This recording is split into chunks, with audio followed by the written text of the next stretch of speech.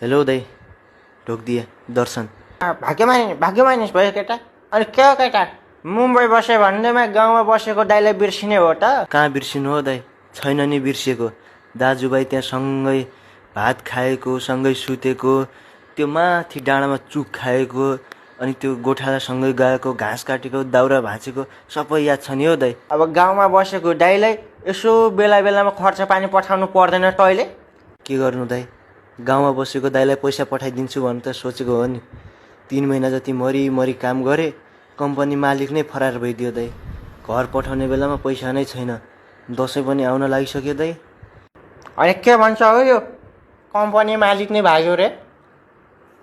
किन भाग्यो त? अब यसपालिको दसैँमा म घर पनि आउनु होला हौ दाई।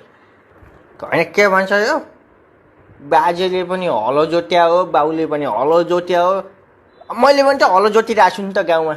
त आफ्नै बुद्धिले गएको होइन परदेशमा, बरु आइज नेपाल।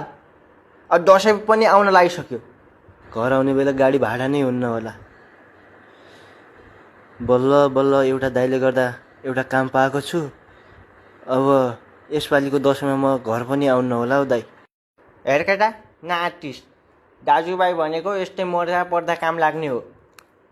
बरु तँसँग पैसा छैन भने म पल्ला घरको लन्ठने बाजेसँग मागेर पठाइदिन्छु। हुन्छ दाई, यति ठुलो दसैँमा घर आउँछु। आमाको हातबाट टिका नलगाएको पनि धेरै वर्ष भइसक्यो, यसपालि लगाउनु पर्ला। म साथीहरूसँग सापट्टि मागेर आउँछु यसपालि घर।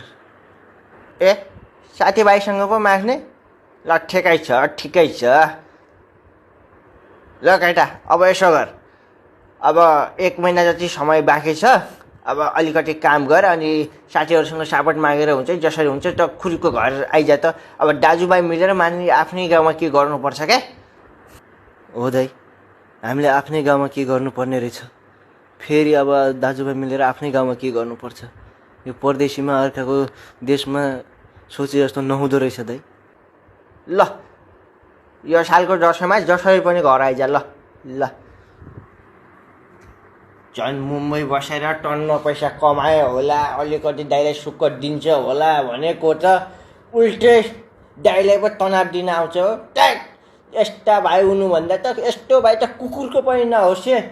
जति बेला पनि टच्चा दिएछ, पैसा पैसा पैसा भनेछ। पैसा टन्न कमाउँछु भनेर मुम्बई गएको थियो केटो। अब उहाँ मुम्बई पुगेर पनि गाउँमा बसेको दाइलाई टर्चर दिन्छ। ट्याक, गाह्रो छ हौ मलाई।